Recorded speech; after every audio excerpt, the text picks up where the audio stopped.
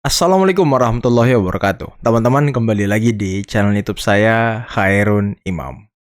Gimana nih kabar kalian, para ternak Mulyono dan juga anak-anak jenderal?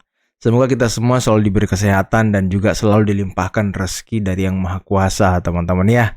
Nah, pada kesempatan kali ini, kita akan melihat beberapa tayangan video yang memperlihatkan kehangatan, kedekatan, keharmonisan hubungan antara Pak SBY, Pak Jokowi, dan juga Pak Prabowo. Presiden ke-6, ke-7, dan ke-8 Republik Indonesia, teman-teman. Mungkin kalian bertanya, kemana Presiden ke-5? Presiden ke-5 ini kan Ibu Mega, teman-teman.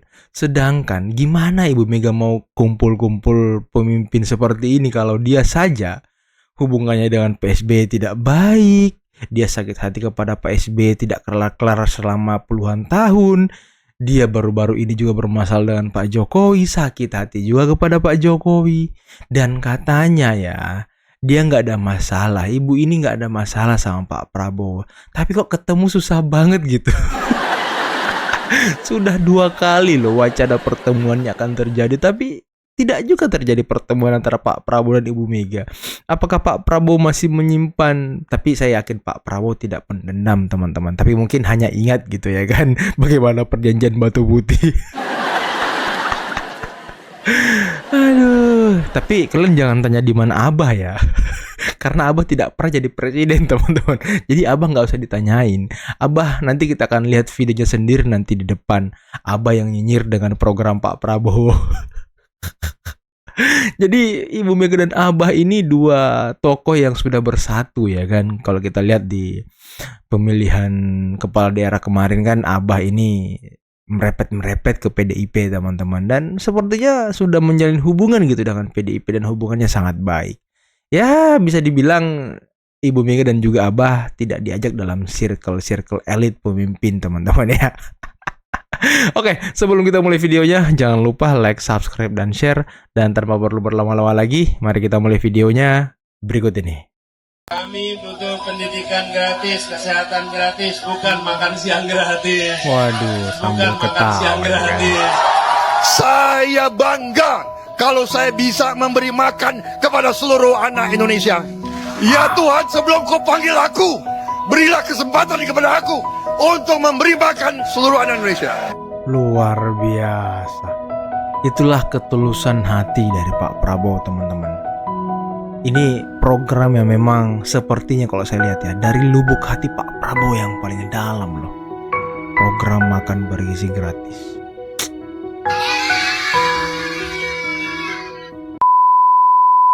Momen 3 presiden kumpul dalam satu acara. Presiden Prabowo, Presiden Jokowi, dan Presiden Susilo Bambang Yudhoyono, ketiganya sangat akrab ngobrol bersama.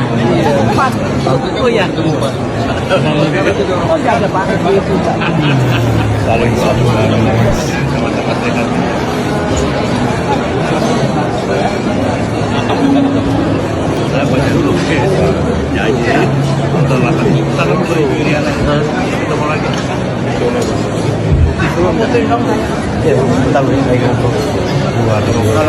Semarang Pacitan semuanya panas, kadang-kadang jadi juga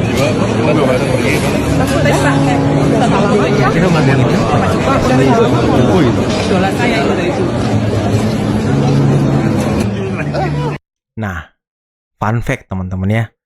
Ketika Pak Jokowi dituduh cawe-cawe di Pilkada serentak kemarin, itu para pembenci juga berusaha untuk merusak hubungan Pak Jokowi dengan Pak SBY. Tapi gagal juga, teman-teman. Aduh. Masalahnya apa sih, Pak? Siapa tahu mau mampir ke Solo? Oh, gitu kan ya. Mau mampir ke Solo, beliau mau cawe-cawe. Bukan saya cawe-cawe. Beliau Cawe-cawe bahasa apa sih, Pak? Bahasa Jawa. Artinya ikut-ikutan. Ini serius Pak Prabowo nggak tahu arti cawe-cawe, teman-teman? Hah? Obama, Mubarak Obama. Cawe-cawe lagi. apa biasa? Kemarin juga warga negara yang bertanggung jawab. Saya mau juga cawe-cawe sama Pak SBY. Kalau Pak SBY boleh. Oh kalau itu, Dengan nggak tadi kata Pak Prabowo, saya juga mau cawe-cawe ke Pak SBY ya kan. Tapi dijawab langsung sama Pak Jokowi teman-teman. Kalau sama Pak SBY boleh, sama saya nggak boleh. Nah itulah yang selalu diinginkan oleh ternak onta dan juga ternak banteng teman-teman. Aduh, bekas panglima saya. bekas panglima saya. Oke Bang, saya bikin dia Bang. Luar biasa Pak Prabowo ya. Masih menghormati banget. Wow.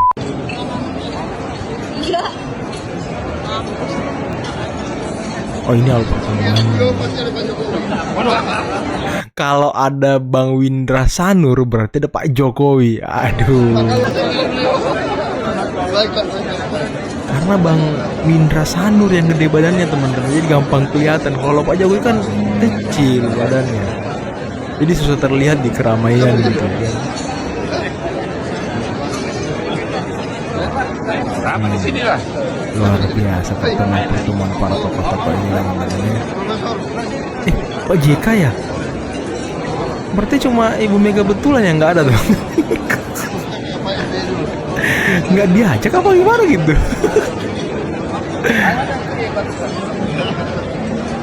Wih, anak Pak Prabowo aja sangat menghormati Pak Jokowi. Gesturnya sangat sopan, sangat.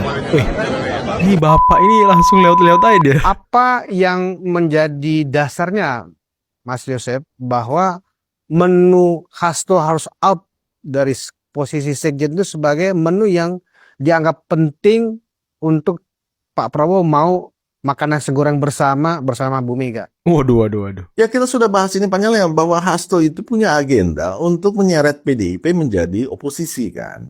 Oke. Untuk kepentingannya, dia punya agenda dengan mengambil posisi politik sebagai oposisi, dia bisa menjadi ketua umum sementara. Nah kita sudah bahas kata sementaranya ini Betul. tafsirannya kan bisa kemana-mana. Yang penting jadi ketua umum dulu, Iya, sementaranya diurusin belakangan. Oh. Nah, PDIP ini kan partai besar, pemegang saham berapa? 19%, terbesar Ya. di Parlemen parlemen. sekarang ya. Nah, jadi sangat jelas di mata pemerintah PDIP plus Hasto dengan PDIP tanpa Hasto itu dua hal yang berbeda. Ya, pertanyaannya ya, apa ya kerugian bagi mereka ketika masyarakat dari berbagai pelosok daerah mendatangi rumah mantan Presiden Joko Widodo? Ya, apa salahnya mereka datang hanya untuk melihat secara dekat, kalau beruntung ya bisa bertemu langsung dan berinteraksi langsung dengan Pak Jokowi. Betul. Apa kerugiannya bagi mereka? Nggak ada kan? Nggak ada sama sekali. Kan dulu masyarakat banyak yang pengen ketemu Pak Jokowi ketika Pak Jokowi masih menjabat sebagai presiden kan. Tapi tidak mudah teman-teman. Protokolernya banyak, nggak sembarang orang yang bisa ketemu dengan Pak Jokowi waktu itu. Jokowi ya ketika menjadi presiden ya, terbiasa dalam setiap perjalanannya menemui rakyat secara langsung. Jadi ketika sudah tidak menjabat ya rakyat yang berbondong-bondong ingin menemui beliau. Bahkan para menterinya yang sekarang jadi menteri Pak Prabowo dulu beberapa kali ya datang bersilaturahmi ke rumah beliau. Bahkan Presiden Prabowo pun beberapa kali mendatangi kediaman Pak Jokowi. Ya, lalu di mana salahnya kan? Jadi mereka menuduh masyarakat yang mendatangi rumah Jokowi adalah orang-orang bayaran ya. Mereka menuduh ini adalah settingan. Jokowi gila hormat, ya mereka bilang.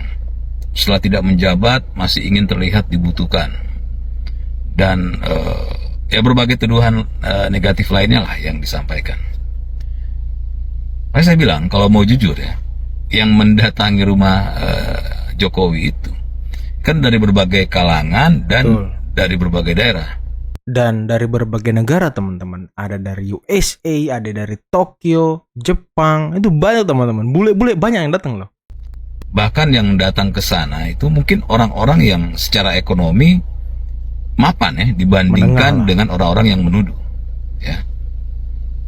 Masyarakat dari luar daerah yang dituduh itu datang ke tempat Jokowi tentu ya mereka datang ke sana harus mengeluarkan ongkos pesawat, penginapan dan berbagai hal lain ya.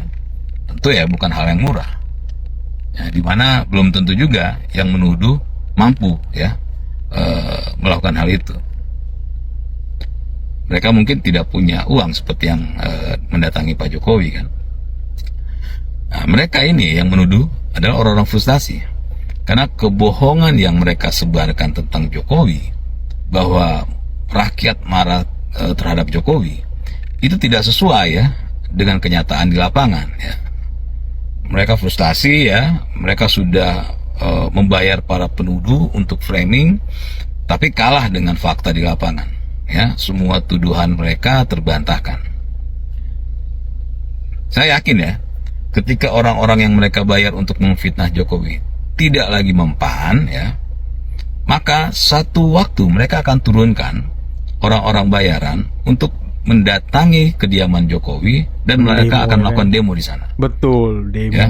Jadi mereka akan melakukan hal itu agar supaya fitnah yang mereka sampaikan selama ini bisa sama seperti di lapangan. Ya, terus sambil diwawancarai ya kan, Anda kesini sama siapa? Oh, dimobilisasi. Ya, padahal orang mereka sendiri ya kan. Ya, jadi kita tunggu saja ya, apa demo yang akan mereka lakukan untuk memfitnah Jokowi. Nggak akan lama lagi itu pasti akan kejadian. Balik lagi ya. Jadi salahnya itu di mana? Ketika ya masyarakat ya mengunjungi Jokowi dan menyapa Jokowi. Atau anggap saja deh bahwa masyarakat itu beneran dibayar sesuai dengan tuduhan mereka ya. Ya pertanyaannya apa masalahnya? Apa kerugian bagi mereka dan apa kerugian bagi negara? Nggak ada kan? Tapi kenapa mereka yang kebakaran jenggot ya? Aneh juga ya. Aneh bin ajaib ya kan. Dalam hal ini kalau Anda terus-menerus PDIP ini, dan itu saya rasa itu emang seperti melekat dengan sangat kuat di kalangan para politisi dan tokoh-tokohnya, Anda tetap tidak ingin kelihatan bahwa Anda itu sekarang adalah kaum yang bersedia untuk lebih humble, lebih rendah hati, lebih bersedia untuk bicara dengan nada yang lunak gitu ya. Kalau Anda tetap tidak mau melakukan itu, jangan pernah salahkan Pak Prabowo kalau Pak Prabowo akhirnya memang memutuskan nggak usah ketemu. Dan dalam hal ini apa yang dikatakan oleh para netizen tuh saya rasa ya sangat benar. Kalau begitu konstelasinya, kalau power relationsnya seperti itu, hubungan kekuasaannya seperti itu, ya mendingan Pak Prabowo dekat-dekat saja dengan Pak Jokowi kan. Betul. Ini adalah dua orang yang akan bisa bersama-sama menentukan masa depan bangsa. Dua-duanya populer, dua-duanya pintar, dua-duanya menang dengan angka yang tanda petik meyakinkan kan. Yeah. Jadi mereka adalah orang yang dicintai rakyatnya. Ya, kalau sekarang masih ada PDIP yang masih ingin atau masih berharap bisa disertakan dalam kepemimpinan Pak Prabowo, ya oke, tapi dengan cara yang pantas dong, dengan cara yang masuk di akal, dengan cara yang tidak menyombongkan diri. Nah, tapi selama PDIP masih tetap bergaya seperti yang tadi saya katakan, tetap merasa kami berkuasa, ya, Superior, kami ini diliciki, sombong, kami ini ya kan? sebenarnya besar, itu nggak akan terjadi. Dan menurut saya sebaiknya udah di luar aja. Ini adalah dua orang yang betul-betul, kalau Pak Jokowi kepada Pak Prabowo sudah sangat jelas lah ya.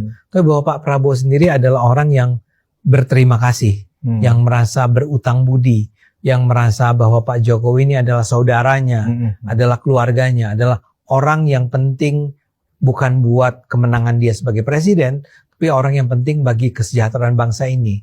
Jadi mereka adalah sebuah duo nih.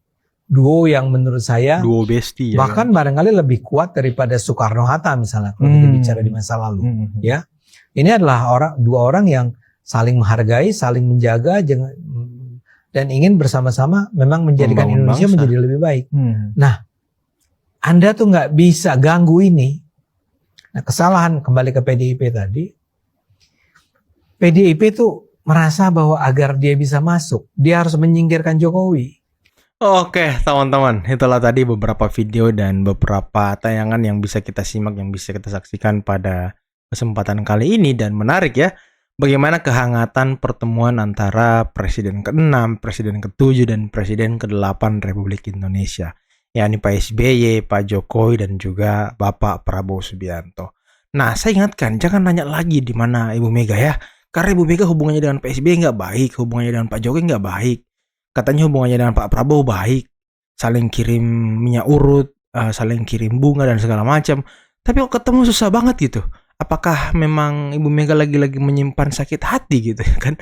Ini yang menjadi pertanyaan kita bersama, teman-teman. Dan sepertinya ya ego PDIP masih sangat besar gitu ya kan, masih sangat merasa dirinya superior dan segala macam, dibutuhkan dan segala macam. Tapi dari beberapa pengamat politik yang kita dengarkan, power Puan sebagai ketua DPR juga tidak begitu amat besar, teman-teman. Lebih besar power dari Don Dasko, waduh, wakil ketua DPR, yang juga salah satu tokoh yang juga panglima dari Gerindra, teman-teman. Dan bagaimana tadi di video awal Abah yang sambil tertawa-tertawa sedikit mengejek makan gratis dan segala macam. Ya, gimana menurut kalian? Apakah Abah pantas masuk ke kabinet Pak Prabowo Gibran, teman-teman? Apakah Abah cocok gitu masuk? Coba kalian komen di bawah ya. Oke, mungkin cukup sekian dulu video kali ini. Jangan lupa teman-teman like, subscribe, dan share videonya. Akhir kata, billahi taufiq wal hidayah. Wassalamualaikum warahmatullahi wabarakatuh. Bye-bye.